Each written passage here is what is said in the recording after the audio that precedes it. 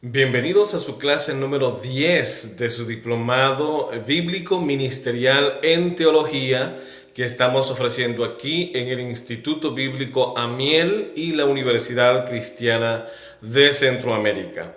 Estamos en esta ocasión, seguimos en el análisis que estamos realizando clase por clase de Génesis 1:1 y las 7 palabras que componen este pasaje muy particular y muy peculiar de la Biblia. Tenemos en Génesis 1:1, de nuevo, vamos a estar repitiendo esto esta es la última clase que tiene que ver con las palabras que aparecen en Génesis 1:1. Pero queremos repetir esas palabras que es: en el principio creó Dios los cielos y la tierra, que en hebreo prácticamente sería Bereshit bara Elohim et hashamayim uet haaretz, que es lo que estamos viendo durante todas estas clases que hemos estado dando a través de este diplomado. Muy bien. En esta ocasión nos ocupan las últimas dos palabras que tienen que ver con la Génesis 1:1. A la clase anterior hablábamos acerca de el término hashamayim, que aparece en Génesis 1:1, que es la quinta palabra. Ahora estamos viendo la sexta y la séptima palabra de Génesis 1:1. Y que hashamayim significa cielos, y que particularmente esa palabra es plural, y es un plural único, es especial porque habla de cielos, pero que en el contexto inmediato, de acuerdo a lo que nos enseña Génesis 1:6 al 8, entonces esos cielos son prácticamente el cielo atmosférico que rodea la tierra. Génesis 1:6 dice que Dios separó las aguas de las aguas, y cuando hubo separado las aguas de las aguas, entonces ahora el Señor llamó a esa expansión cielos, y luego sigue diciendo que colocó sobre la expansión las aguas que quedaron arriba de la expansión, y debajo de la expansión juntó todas las aguas también. Es lo que nos dice la Biblia. Y a esa expansión llamó Dios cielos. Precisamente lo que nos decía Génesis 1:1 es que en el principio creó Dios los cielos y la tierra. Valga la redundancia que ya en otra clase hemos estudiado acerca de que ese principio del cual nos habla Génesis 1:1 es una referencia explícita e implícita acerca del origen de la tierra y de todo lo que concierne a nuestro sistema solar y a la tierra en particular. Por lo tanto, los cielos de Génesis 1:1 y la tierra de Génesis 1:1 es los cielos atmosféricos que rodean nuestro planeta. Muy bien. Ahora encontramos aquí en la sexta palabra, que es prácticamente una repetición, es uet, que sería en este caso es una aleph y una tav de nuevo. Sin embargo, es una conjunción, lo que conocemos en español como una preposición, que está uniendo dos palabras. Es el puente, el enlace gramatical que hay entre una palabra y la otra palabra. Es una preposición, algo que está enlazando, sirviendo de puente en el sentido fonético de la expresión misma del término. Por lo tanto, a la clase anterior hablábamos de que Dios creó los cielos, pero entonces ahora la conjunción nos hace entender que no solamente los cielos Dios creó, sino que tiene que ver esa creación de los cielos en particular con el objeto directo, que es el complemento de la expresión, que en este sentido sería la tierra. Dice el texto: en el principio creó Dios los cielos, pero luego la preposición y nos dice, y que no solamente los cielos, sino que también la tierra. Por lo tanto, esos cielos mencionados allí deben entenderse en el contexto inmediato de la tierra, que por fin es el objeto directo de la expresión de Génesis 1:1. Muy bien. Valga la redundancia decir que la expresión de Génesis 1:1, el sujeto es Dios.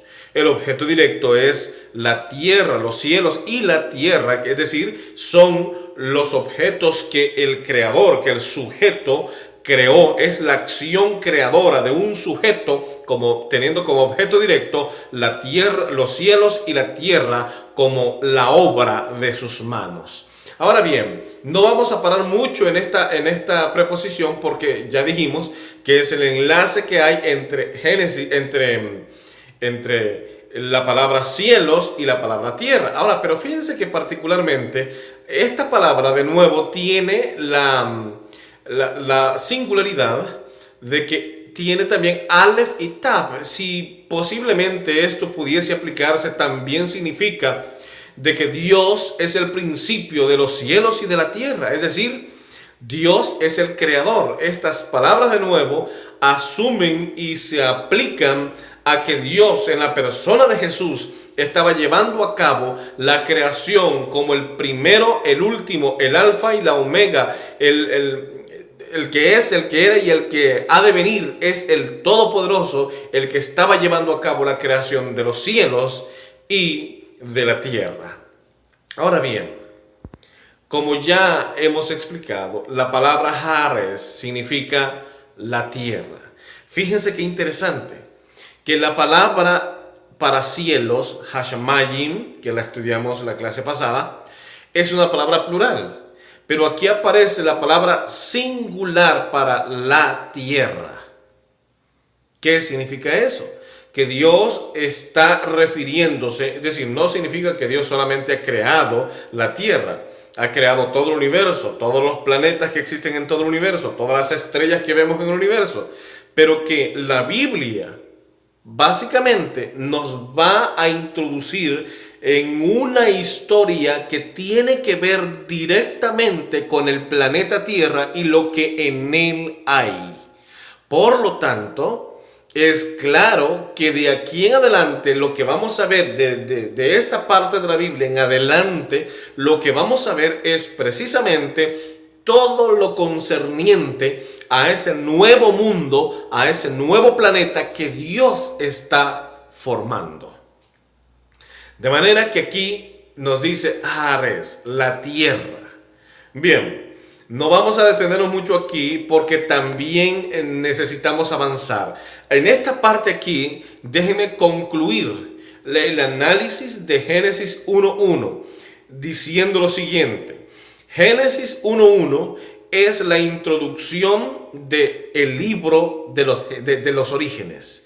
Es la introducción de todo el libro, por lo menos del relato de la creación, que tiene que ver con Dios como creador y como consecuencia o como objeto directo de ese creador, los cielos y la tierra concernientes a nuestro planeta Tierra. Por lo tanto, tanto Génesis 1:6 al 8, como también la parte que nos tiene que ver con el versículo número 9 y el 10, nos hablan, desde el 6 hasta el 10, nos hablan de que Dios hace una expansión en medio de las aguas. Y a esa expansión Dios le llama cielos. Y coloca, según el texto bíblico, en la parte de arriba de la expansión aguas. Y coloca en la parte de abajo de la expansión también aguas. Ahora fíjense lo que hace el Señor, hablando de la tierra. El versículo 9 y 10 nos dice aquí, ustedes lo tienen en la pantalla, dijo también Dios, júntense las aguas que están debajo de los cielos en un solo lugar y descúbrase lo seco. Y fue así, perdón. Y llamó Dios a lo seco, ¿cómo lo llamó? Tierra. Ahora, noten algo acá.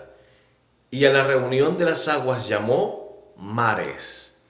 Y vio Dios que era bueno.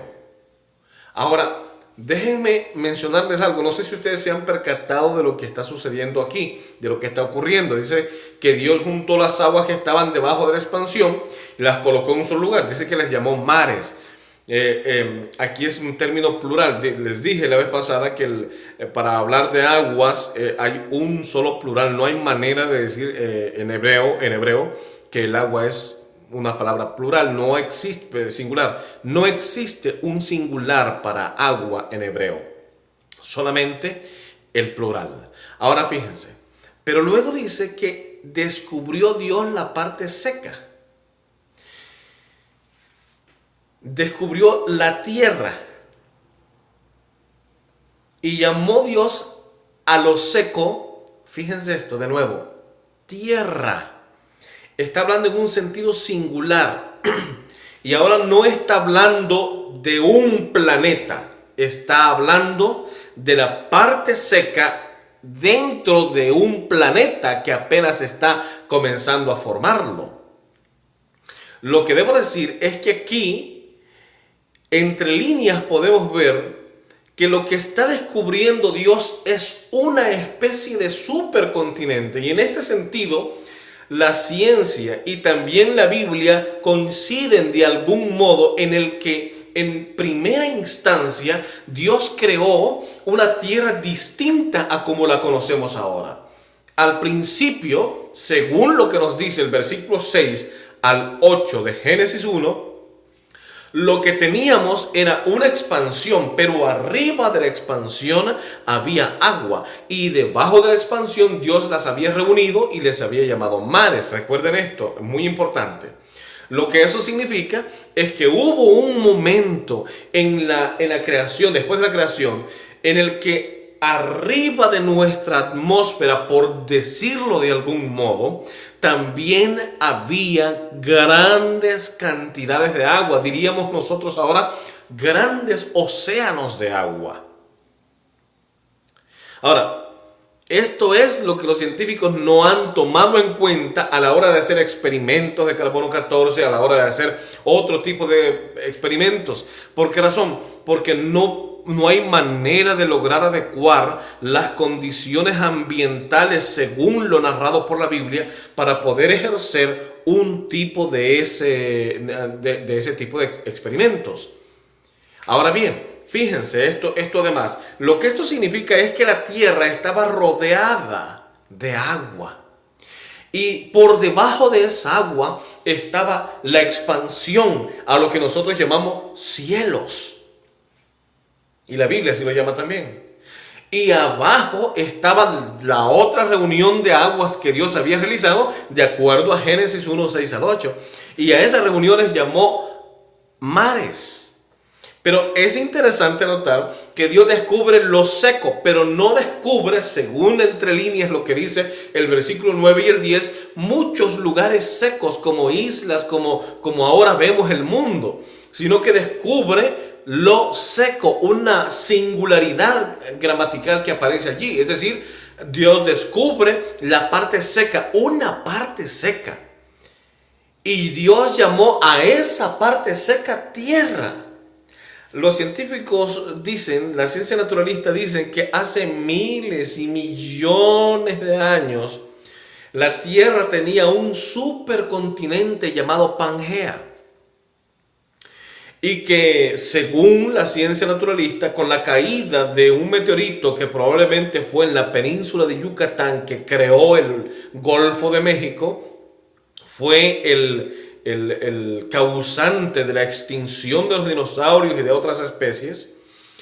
Entonces esto provocó que la Tierra de algún modo se fuera fragmentando. Existe otra teoría también dentro de la ciencia naturalista que enseña de que la Tierra de algún modo se sigue apretando, se sigue consolidando. Entonces las placas tectónicas de algún modo se van juntando. Aunque existe la otra teoría también dentro de la ciencia naturalista que dice que es al contrario, que el planeta se está expandiendo, se está abriendo, y que la separación de los continentes es un proceso largo y enorme que ha durado miles y millones de años, donde las placas tectónicas se han ido separando una de las otras y por allí surgen entonces los terremotos. Ahora bien, Más adelante en otra clase vamos a aprender que no se trata de ningún movimiento que está separando los continentes. Tiene que ver con algo en particular que ocurrió en algún punto de la historia de nuestra humanidad que hizo toda esta situación que ahora vemos, el mundo cambiado completamente a como Dios lo había creado. Es más, en la misma creación no vemos lluvia por ningún lado. Más adelante en el relato de la creación, en el capítulo 2, encontramos que no había lluvia porque desde la tierra subía un vapor que regaba todas las plantas que Dios había creado. Entonces, por lo tanto, allí vemos de esta manera que Dios había creado un mundo diferente. Imagínense ustedes, un mundo donde estaba rodeado por agua porque allá arriba en la atmósfera Dios había colocado agua. Esto permitía una especie de efecto invernadero, muy diferente al efecto invernadero que nosotros conocemos ahora, pero que permitía de algún modo la igualdad de temperatura en cualquier parte del planeta. Lo que esto significa que no había necesidad de un polo congelado y del otro polo sur congelado, sino que había uniformidad de temperatura en todo el planeta. ¿Qué fue? Entonces, lo que vemos luego es que había un continente. Es más, cuando seguimos leyendo el capítulo 2 de Génesis, nos damos cuenta que no estamos hablando de que Australia quedaba por allá, de que Nueva Zelanda quedaba por allá lejísimos, que Europa quedaba. Es más, si ustedes en algún momento tienen la oportunidad de encontrar un mapa mundi de aquellos que eran planos así, y ustedes tratan de ver cómo Sudamérica encaja casi que perfecto en el área de África. Parece que fue desprendido de algún modo de Sudamérica de África. Y vamos ordenando. De hecho, había un juego así que alguna vez yo tuve acceso a eso, en donde si usted va ordenando cada parte del mundo, llega inevitablemente a la conclusión de que algún momento, en algún punto de nuestra historia, el mundo, el planeta, estaba unido en un continente, en un solo continente. Dios es un Dios de orden. Dios no pudo haber hecho islitas por aquí, islitas por allá y todo separado. Dios creó un planeta con un supercontinente y que algo ocurrió, y eso lo vamos a ver en otra clase, que todo eso se desmoronó. El orden perfecto que Dios había establecido en la creación fue destruido. Fue destruido porque así sucedieron algunos acontecimientos después, algún tiempo después de la creación. Pero no quiero yo adelantarme a esos detalles porque eso lo vamos a conocer en la siguiente clase posiblemente, o en alguna de las siguientes clases. Quiero decirles entonces que entre líneas podemos ver que dice que Dios descubrió la parte seca. No dice muchos puntos secos. Y luego así fue, dice, y llamó Dios a esa parte seca, la llamó tierra, y a la reunión de las aguas llamó mares, y vio Dios que era bueno. Ahora noten, cuando nosotros vemos el mundo de hoy, es muy distinto al mundo que Génesis en el capítulo 1 y el capítulo 2 nos describe que era. Era un mundo diferente, un mundo rodeado por agua, es decir, arriba de la atmósfera. Un mundo que contenía agua allá arriba de la atmósfera. Y abajo de la tierra había un océano grande. Y que había una sola parte seca a la que Dios había llamado tierra. Y que no había lluvia. Y que había una sola temperatura en todo el mundo. Porque ese agua que estaba arriba de la expansión permitía una uniformidad en la temperatura en todo el planeta. No existía el polo norte porque no había agua congelada allí, ni el polo sur porque no había agua congelada allá. Había uniformidad en todo el planeta. Ahora, eso es solamente hablando de condiciones grandes del planeta. Ahora imagínense ustedes cuando Dios se dispuso a crear y hermosear un jardín preparado especialmente para la primera pareja. ¡Qué belleza! Si el tan solo imaginarnos Qué belleza era el planeta Tierra, con toda esa hermosura, con un océano alrededor de la Tierra, y que posiblemente en vez de enviar en este tiempo naves espaciales, tendríamos que enviar cruceros espaciales, porque alrededor de la Tierra había agua, había un supercontinente. Habían tantas cosas, no habían calor por aquí, frío por allá, había uniformidad. No había necesidad de usar chaqueta por el frío ni ropa ligera en el calor. Había necesidad únicamente de adorar al Todopoderoso. Ahora imagínense ustedes cuando Dios dice, ahora voy a preparar un jardín tan bello porque así quiero que todo el planeta llegue a ser. Un jardín en el cual voy a poner a la primer pareja que voy a crear. Es más, el objetivo final de Dios era crear al hombre a su imagen, a la mujer a su imagen. El primer matrimonio, ese era el propósito de Dios específicamente hablando.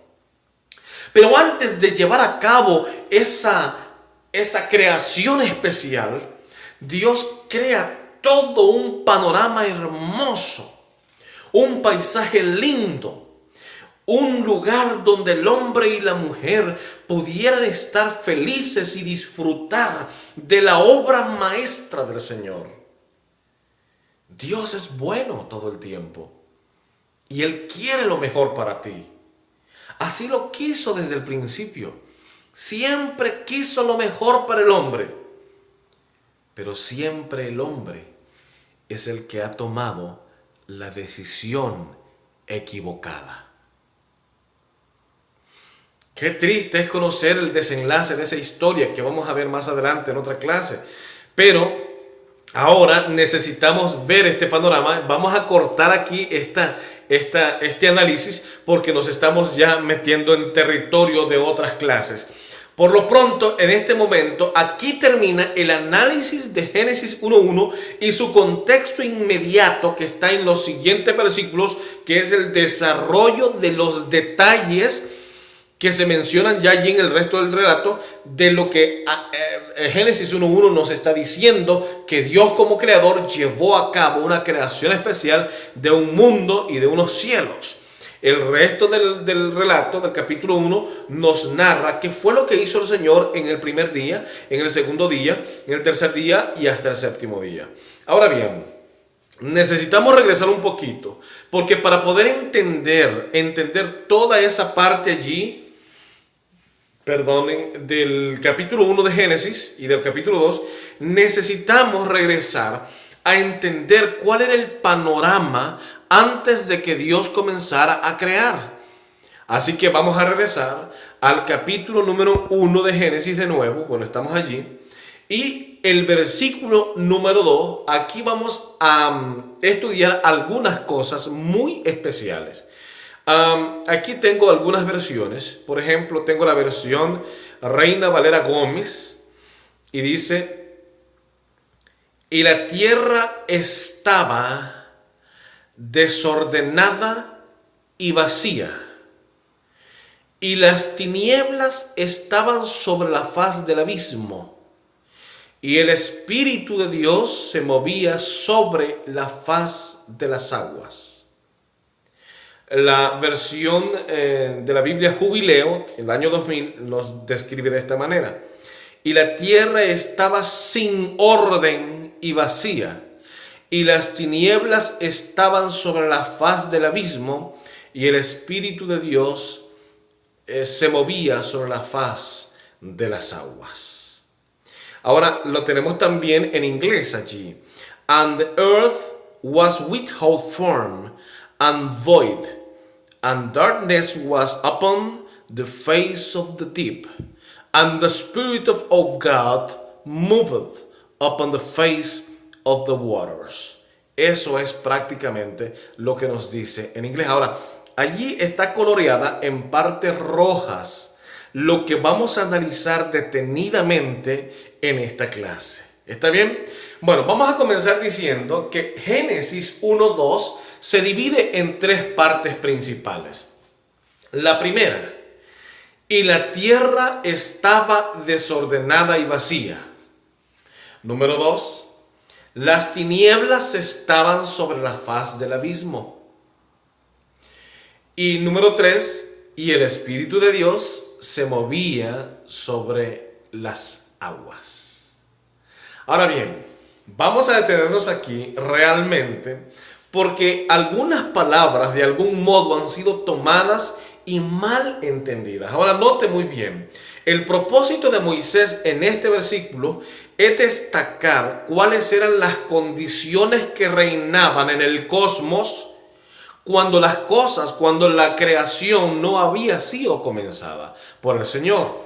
De manera que entonces Moisés escribe y dice, y la tierra estaba desordenada y vacía. Y muchos toman esta palabrita que dice estaba como decir, bueno, es que en algún momento hubo orden, pero llegó a estar desordenada. Es decir, desorden solamente puede responder, según algunos estudiosos, a que en algún momento hubo un orden. Y por eso allí es que algunas teorías que estudiábamos en alguna otra clase anteriormente dicen de que es que Génesis 1.1 pues entonces narra una creación perfecta y que después llegó el desorden con la caída de Satanás y entonces Dios recreó nuevamente los cielos y la tierra. Ahora bien, eso precisamente no es un argumento confiable ni muy viable, por decirlo de esta manera. Porque primero tenemos que analizar desde su perspectiva gramatical etimológica del idioma hebreo las palabras involucradas en el versículo 2, las palabras claves involucradas en el versículo 2, para poder entonces determinar si realmente nos están diciendo lo que nosotros creemos que dice allí.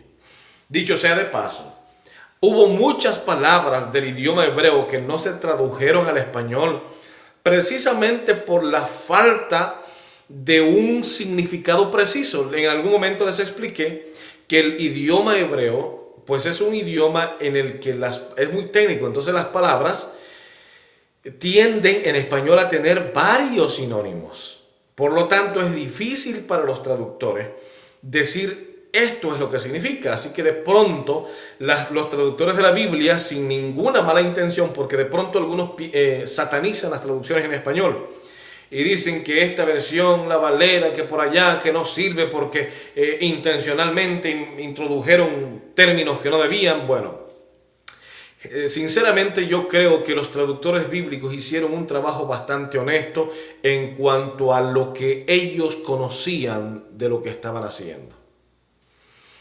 No considero que algún traductor, a excepción de una o dos versiones por ahí, pero no considero que los traductores en su mayoría hayan tenido esa idea malévola de decir, aquí le vamos a cambiar para que la gente se confunda. Definitivamente eso es parte de una teoría enfermiza llamada la gran conspiración que está metida en todos lados. Inclusive a la hora de traducir la Biblia ellos dicen, no, aquí le cambiaron, allá le cambiaron para que la gente se confunda. No debemos caer en ese juego de la teoría de la gran conspiración, de las grandes conspiraciones, que se conspira políticamente, económicamente, mundialmente y que luego bíblicamente. Todo lo demás puede ser. Pero creo yo que en cuanto a la traducción de la Biblia, la mayoría de los traductores han hecho un trabajo muy sincero, muy honesto. En algunos casos se transliteró, en otros casos se tomó una idea principal que pudo haber sido la relacionada con otros términos en otras partes de la Biblia usados. Pero considero que si las versiones en español definitivamente tienen muchos errores de traducción, pero no necesariamente estos errores significa que hayan sido voluntarios. Génesis 1.2 es el caso. Y vamos a ver por qué razón existen algunas palabras allí en Génesis 1.2 que fueron traducidas así. De pronto algunas de ellas no pudieron ser traducidas de otra manera. De manera que vamos a iniciar. Génesis 1.2 dice, y la tierra, y tres partes les dije, y la tierra estaba desordenada y vacía. Cuando hablamos de desorden, debemos de entenderlo en el sentido de sin orden, o sea, no hay un orden. Luego vamos a ir al hebreo. Y luego dice que estaba vacía. ¿Qué entendemos nosotros por vacía? ¿Qué era lo que había entonces si estaba vacía? A veces nosotros usamos, entendemos estos conceptos y son muy idiomáticos. Decimos, esta botella puede estar vacía, cuando la realidad es que esa botella no está vacía. Puede ser que esté vacía del líquido que usted quiere que tenga, pero en realidad la botella no está vacía. O un recipiente con agua, decir, bueno, está vacía porque no tiene agua. Bueno, está vacía de agua, pero en realidad el recipiente no está vacía, no está vacío. En ese sentido debemos entender lo que el texto nos dice. Cuando la Biblia dice que estaba vacía, debemos entender el término vacío o vacía en el sentido de que había absolutamente ausencia de todo. Así que vamos a ir por partes. Vamos a analizar la primera parte de Génesis 1:2 en este momento. Vean lo que nos dice allí y déjenme mover un poquito la imagen para tener completo el panorama. Vean lo que dice allí. Recuerden que el hebreo se traduce o más bien se lee de derecha a izquierda. Y dice allí, yo se los voy a ir traduciendo en español. Dice, y la tierra, Wehares, que sería en hebreo, estaba, Hayetá, Tohu o without form, que es la traducción en inglés, sin forma, y ahí se la voy yo encerrando, ahí les encerré las palabras en rojito para que vean cuáles son las que estamos analizando. Estaba, fíjense la palabra estaba. Es un pretérito imperfecto. ¿Qué significa esto? Que estaba en una forma continua de estar. Por ejemplo, si usted se va 10 años hacia el pasado, la situación sigue siendo de la misma manera. Estaba. Si sigue usted hacia atrás unos 100 años más, la situación sigue en la misma forma. Estaba. O un millón de años hacia atrás, sigue estando de la misma manera, estaba. Es decir, la palabra estaba es una acción no terminada. Estaba estando, es una forma de estar continuamente en ese estado. Por lo tanto dice, y la tierra estaba, una forma continua de estar. Al contrario de cómo lo interpretan algunas teorías de que llegó a estar, el término en español, tanto en hebreo también, es muy específico. Dice, estaba. La tierra, el lugar donde estaba la tierra, estaba en una forma de estar sin forma. Estaba continuamente sin forma. No hubo un momento antes en el pasado que tuvo forma, en otras palabras. Estuvo siempre así, sin forma. Ahora bien, esto no significa que Dios llegó, creó la materia, luego se fue y después regresó. No, quiere decir que allí nunca hubo una forma, porque siempre estuvo sin forma. Bien, vamos a ver la segunda palabra que tenemos allí, que es without form, o que sería tohu. La palabra tohu significa sin forma. En inglés es without form, que quiere decir fuera de forma alguna. Es decir, no había forma de nada. No había forma de nada. Es decir, no había forma. Estaba sin forma. Ahora, la siguiente palabra es wabohu, lo que los especialistas llaman el tohu bohu. En este caso es wabohu, que quiere decir en inglés and void. Fíjense que la palabra normal sería empty, que quiere decir vacío, pero el empty está hablando de un recipiente vacío. El void está hablando de la ausencia de todo. Cuando yo les digo que un recipiente está vacío de agua, pero está lleno de aire y el aire tiene su peso, de manera que también es materia. Por lo tanto, cuando dice el texto que no había nada, que había completo vacío, es que no había materia. No había ausencia de absolutamente todo. Cuando hablamos vacío, es vacío absoluto. No había materia, no había absolutamente nada. Por esa razón no había forma de nada, porque no había nada. ¿Lo vamos entendiendo ahora?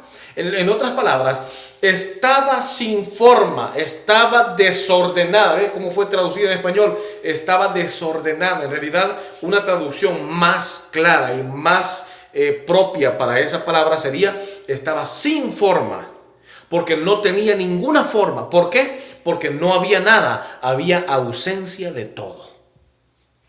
Ahora lo comprendemos un poco mejor. Ahora, luego dice la segunda parte de Génesis 1:2, y las tinieblas, Wahosek, que quiere decir las tinieblas. Ahora fíjense en este sentido. Generalmente la ciencia naturalista ha dicho que las tinieblas o the darkness, las tinieblas son lo opuesto a la materia, lo que significa que es antimateria. ¿Qué fue lo primero que creó Dios? Luz. ¿Qué significa eso? La luz es materia.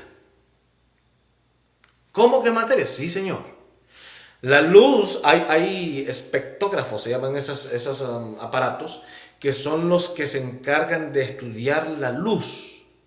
La luz se divide, ustedes han escuchado los rayos gamma, los ultravioletas, es decir, la luz se divide en diferentes partes, diferentes colores, diferentes propiedades, tiene velocidad, viaja a una velocidad, se puede estudiar porque es una propiedad, es una materia, es materia la luz.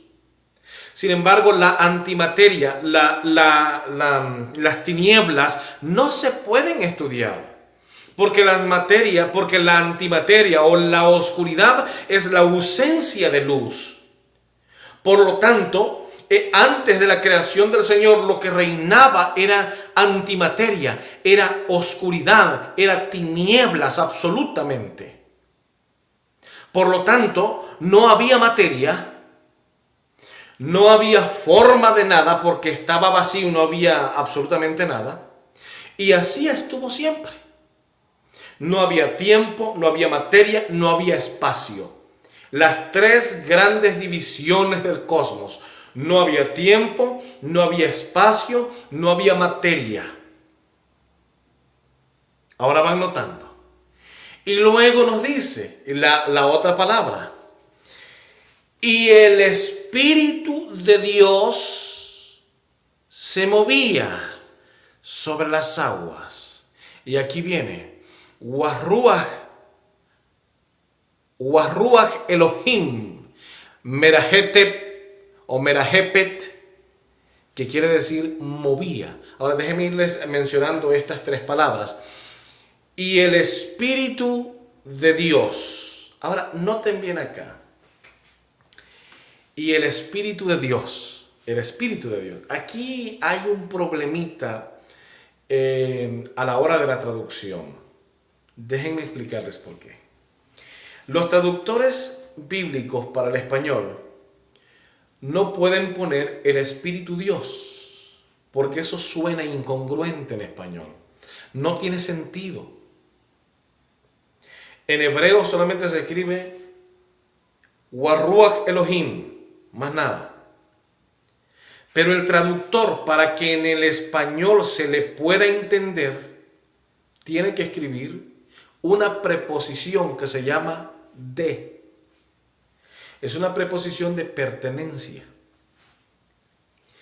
sin saberlo o sin entenderlo, o de algún modo sin conocer los resultados de esta preposición, automáticamente está asumiendo esa traducción de que el espíritu que está allí le pertenece a alguien. Y por lo tanto, ese espíritu no puede ser alguien, sino que es parte de alguien. Y esa es la concepción teológica que se ha manejado en la gran mayoría de la cristiandad actual. Pero en realidad, la traducción debería ser más o menos así.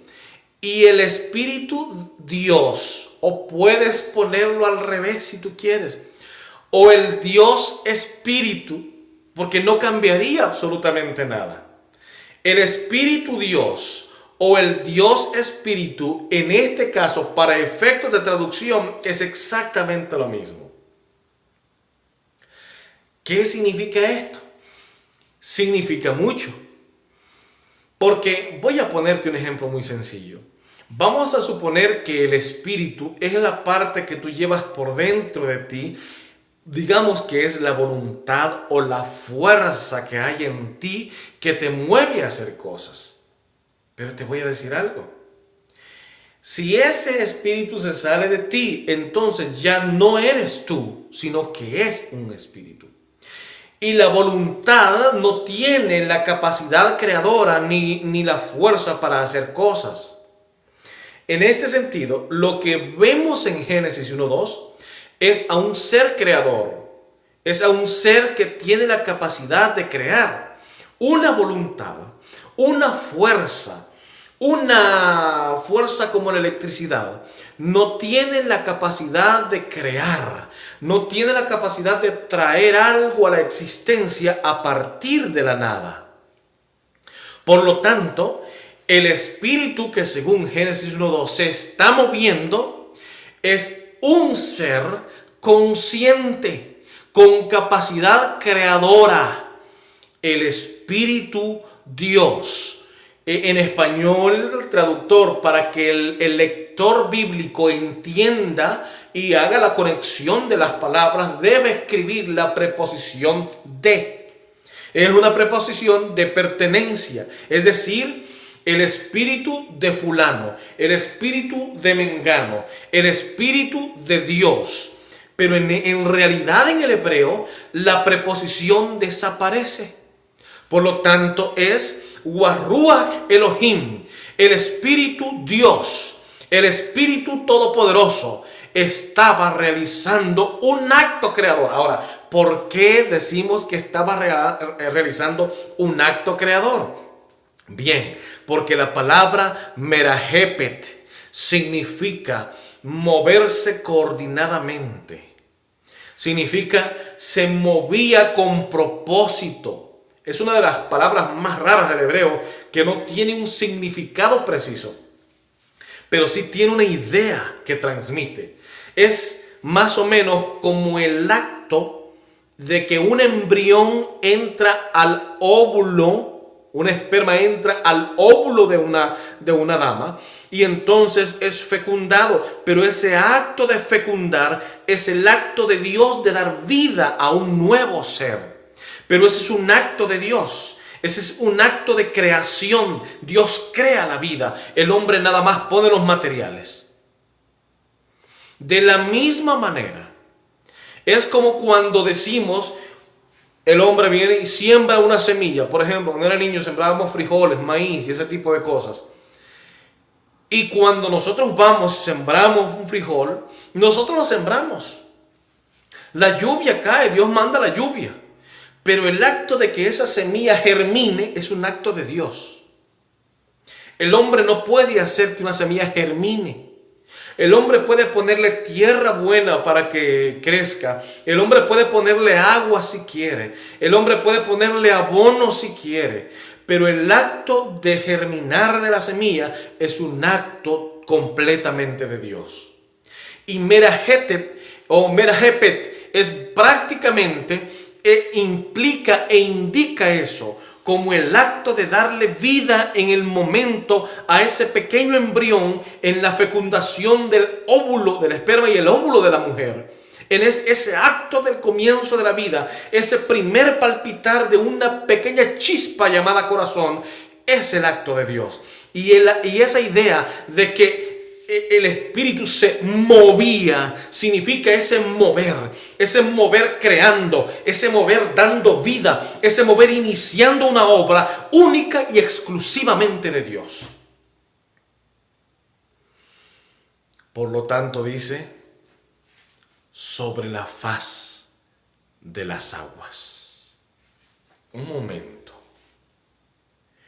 Pero si acabamos de leer en el versículo 2, que no había nada. Pero la tercera parte del versículo 2 nos dice que sí había algo, habían aguas. Y entonces algunos se confunden, ¿pero qué pasó allí? ¿Había o no había? Al principio nos dice que había, según el hebreo, no había nada. No había forma de nada, no había materia, no había espacio, no había tiempo. Pero la tercera parte dice que el Espíritu Dios estaba moviéndose sobre las aguas. Entonces, ¿había o no había? Ese merajepet, ese moverse implica un acto creador. Y si ustedes me preguntan qué era lo que estaba realizando el Espíritu de Dios allí, precisamente no lo dice en términos literales, pero entre líneas nos deja ver que el acto que el Espíritu realizaba era un acto creador, un acto de iniciación, un acto de crear algo. Y esa creación de algo eran las mismas aguas en las que Él se estaba moviendo. Por esa razón es que en los versículos 6 al 8 de Génesis 1, no dice, miren qué interesante, dice, y Dios dijo, haya luz y hubo luz. Pero cuando llega al punto de las aguas, Dios no dice, existan las aguas y existieron. No, ¿por qué? Porque parece ser que las aguas son la primera acción creadora de Dios en el versículo 2 de Génesis capítulo 1. ¿Ahora van notando despacio esto? Finalmente, el versículo número 2 de Génesis 1 nos habla de que Dios inicia inmediatamente cuando está el caos, inmediatamente cuando ve el vacío, ausencia de todo, no hay materia, no hay tiempo, no hay espacio. Entonces Dios comienza su acto creador a partir de su mover creador en medio de las aguas. Luego el versículo 3 nos dice, y dijo Dios, haya luz, y vino la materia. Y Dios comienza a partir entonces ya de la existencia de la materia que en ese momento está creando, a crear lo que comienza en el versículo 2, dice, y Dios, el segundo acto creador después de que las aguas existen y la materia existe, Dios dice, haya expansión y existe el cielo. El tercer acto especial que Dios hace, reúne las aguas que quedan arriba de la expansión en un lugar allá, y las aguas se quedan abajo en otro lugar y las llama mares, y a lo seco llamó tierra. El siguiente acto es que Dios llena la tierra con plantas, y entonces el mar lo va llenando de peces, la tierra de animales, y finalmente Dios crea al hombre y a la mujer. Miren qué lindo es el relato de la creación. A partir de la nada, Dios comienza todo. Crea un mundo lleno de amor, de belleza natural. Y se le da en herencia al hombre. Y es el hombre el que le echa a perder. Pero hubo otro hombre que vino a pagar el precio del hombre caído.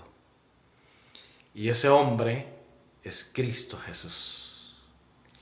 Y Él ha prometido allá en Isaías 65 y 66 crear un mundo nuevo, perfecto, un cielo nuevo, perfecto, un paraíso perfecto. Apocalipsis 21 y 22 nos hablan de una nueva Jerusalén, una ciudad hermosa, 12 puertas, y por las 12 puertas 12 ángeles, 12 columnas, y por allí entran los redimidos al paraíso del Señor. Dios quiere darnos en herencia de nuevo un mundo nuevo, sin pecado, sin dolor, sin tristeza. Pero para eso tenemos que entregarnos a Jesús completamente. Dios te bendiga en esta hora. Dios te bendiga y sigamos tomando cada clase de este diplomado. No te rindas, sigamos estudiando y el Señor nos dará la victoria. Que Dios te bendiga. Feliz, feliz, feliz día y recibe el examen, mándame un correo, mándame un comentario, suscríbete aquí a nuestro canal para que te lleguen notificaciones de nuestro diplomado. Que Dios te bendiga mucho. Hasta luego.